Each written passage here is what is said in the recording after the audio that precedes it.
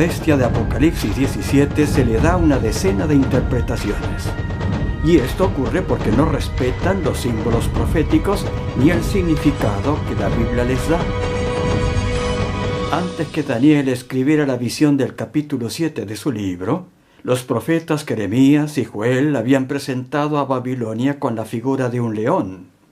Además del símbolo del león, Jeremías se refirió al primer reino que obró contra Israel, señalando a Egipto con la figura de una becerra. Y antes de Daniel y de Jeremías, el profeta Oseas describió a Israel como la esposa del Señor, que se comportó como una ramera adulterando con Egipto y Asiria. Y si el símbolo bíblico que identifica a Egipto es una becerra y el de Babilonia un león, ¿cuál debe ser el de Asiria? Oseas escribió: porque subieron a Asiria, asno montés que prefiere estar solo. Y hablando de este hecho, Jeremías dijo que al fornicar Israel con Asiria, el asno montés, la mujer del Señor se comportó como una asna montés.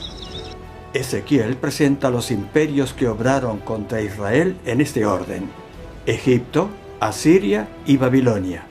Y dijo que el gran dragón en los mares se valió de ellas para obrar contra el pueblo de Dios.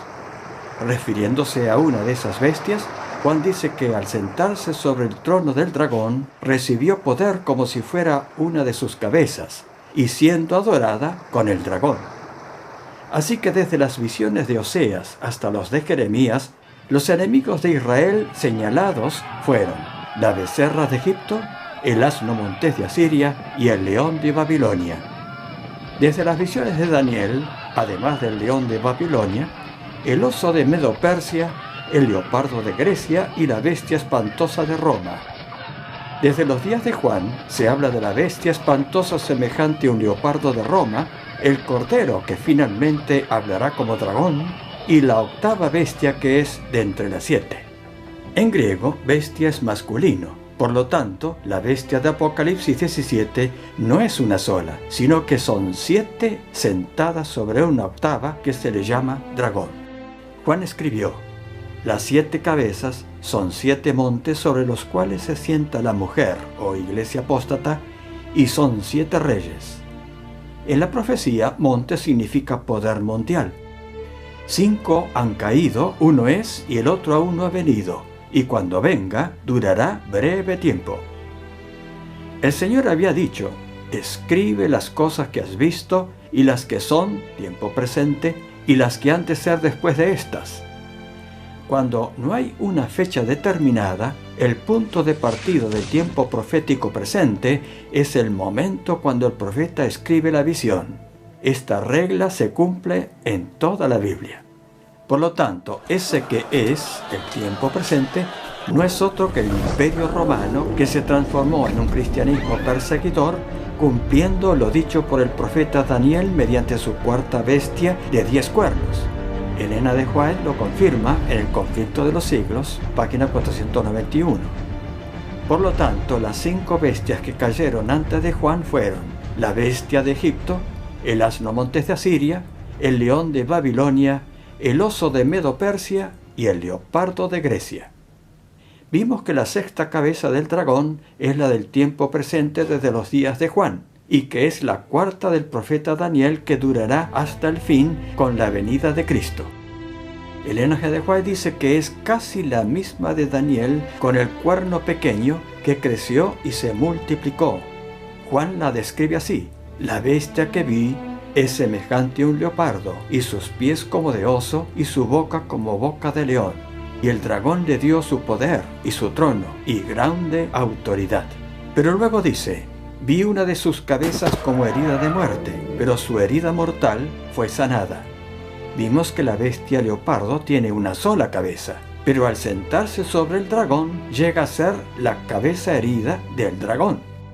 La historia nos dice que mientras el general francés Berthier producía en 1798 ese golpe contra ese poder romano, encarcelando al Papa Pío VI, en América se fortalecía un poder mundial que actuaba con los creyentes como manso cordero y daba protección a los refugiados europeos. Pero aunque nos cueste creer, La profecía asegura que el Cordero de Estados Unidos de América terminará hablando como dragón, y gracias a él la herida papal será sanada completamente y volverá a perseguir como en la Edad Media. En el conflicto de los siglos dice: los protestantes de los Estados Unidos, o falso profeta, serán los primeros en tender las manos a través de un doble abismo al espiritismo y al poder romano, y bajo la influencia de esta triple alianza, ese país marchará en las huellas de Roma, pisoteando los derechos de la conciencia. Estas tres últimas cabezas del dragón rojo son las siguientes: la unión religiosa, que dominará sobre la presidencia de los Estados Unidos de Norteamérica como falso profeta; la bestia papal de Roma; y la octava bestia cabeza, que abre la boca del dragón mismo. Daniel señala 10 cuernos o naciones en la cabeza romana. Pero cuando Roma papal subió al trono, lo hizo derribando a 3 que eran arrianos, quedando con el papado 8 cuernos. Y al sumarlos con los 2 cuernos del Cordero, el republicanismo y el protestantismo de los Estados Unidos de Norteamérica, el dragón completará los 10 cuernos. Por lo tanto, la Europa católica y la América protestante bajo el poder demoníaco del dragón, cuando éste levante su propia cabeza, sumarán los 3 espíritus inmundos de la profecía, llevando al mundo a la contienda final contra el pueblo de Dios y a una ruina mundial sin precedentes.